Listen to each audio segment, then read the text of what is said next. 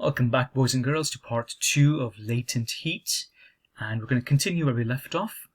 Just before in video 1, we looked at the graphs for latent heat, and we identified the fact that there are two types of latent heats. One is latent heat of fusion, when we melt a substance, no temperature change at its melting point. Second one is latent heat of vaporization, where we boil a substance at its boiling point, no temperature change.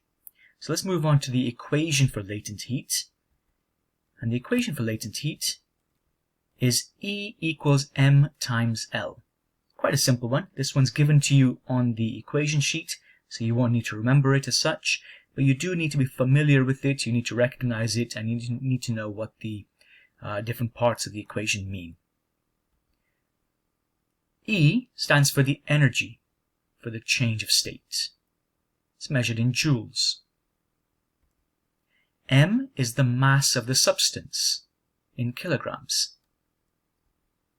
L is your specific latent heat in joules per kilogram. Pause the video and copy that out, please.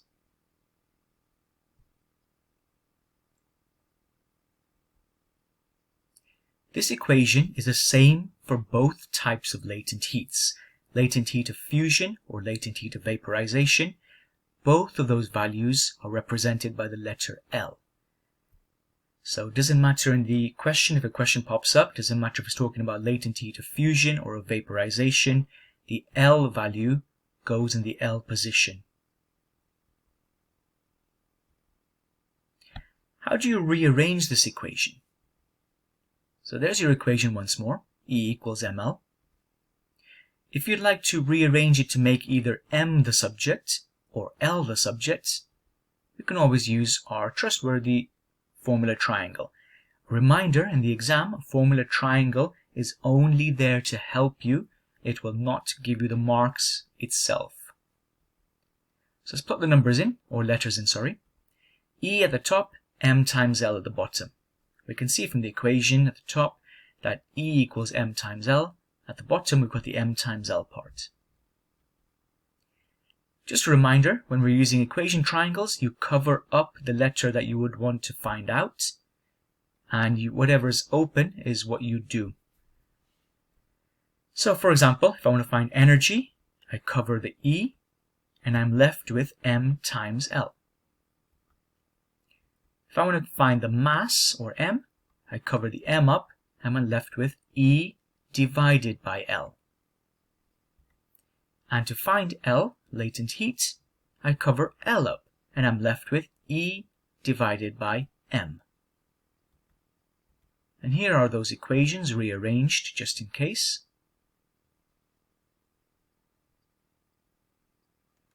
If you'd like to, you're more than welcome to copy this out. So let's have a go at some equation practice. On the screen are two sets of equations, basic ones and then medium ones. Please take your time in doing this. Give yourself a good 10 minutes or so. Check your answers, recheck them. Use a calculator, please. Please show your working. In the exams, you will not get marks for your equations if you do not show them working out, how you got your answer. Pause the video and we'll go through the answers in a second.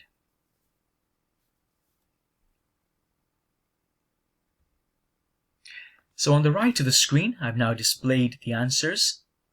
Check yours to see if you've got there. For the medium section, you need to convert units. So for example, in 1A, the instructions say you need to change grams into kilograms. So what I've done on the answer section is in brackets, I've put the grams into kilograms. So 20 grams, for example, which is in question 1A on the medium. It says m equals 20 grams, mass is 20 grams.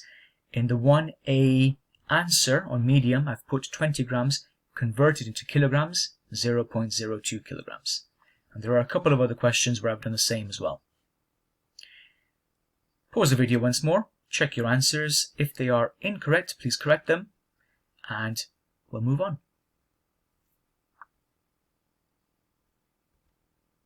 So let's have a progress check. Pause the video once more, and this time have a go at these 6 questions to do with latent heat that we've talked about so far.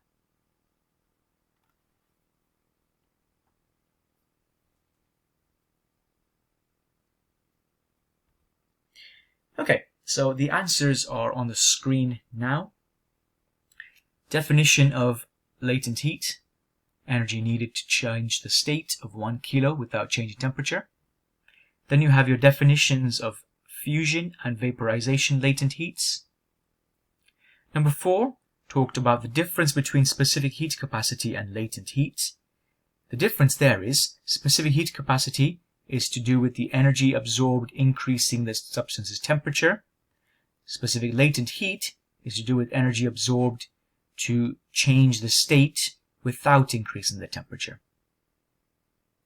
Number 5 was a recall on the equation that we've been practicing in the previous slide. And the challenge was how many latent heats would sublimation of carbon dioxide have? The clue was in the word sublimation. If you think back to our first lesson, changes of state, sublimation is where a solid goes straight to a gas without melting. So in that case, we only have one change of state, therefore we'd only have one latent heat. Solid turning to a gas, we'd only have the latent heat of vaporization. There'll be no melting. To finish off, please have a go at these exam questions. So this is where you now apply your knowledge into exam style questions. Take your time on this one. Give yourself another 10 minutes or so to have a go at these questions, and we will go through the answers in a short while.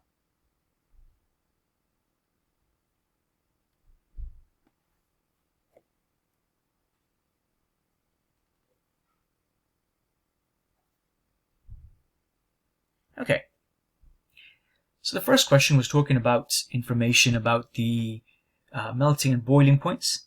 So we know that the melting point of lead, the melting and boiling point of lead are 327 Celsius and 1774 Celsius. And for oxygen, melting point is minus 219 Celsius and boiling point is minus 183 Celsius. So, at this point, let's think about what state each of these are going to be in.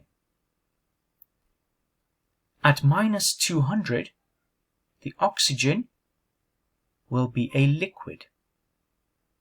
It's between the solid and the gas stages. It's between the melting and boiling points. So it'll be a solid. It's already melted. It's not quite boiled. At 450 degrees, the lead has also passed its melting point completely. So it's now a liquid, but it's not quite reached its boiling point. So it's still a liquid. Part B, you should have indicated this as X on the liquid state and Y on the melting point state, which is the first flat line.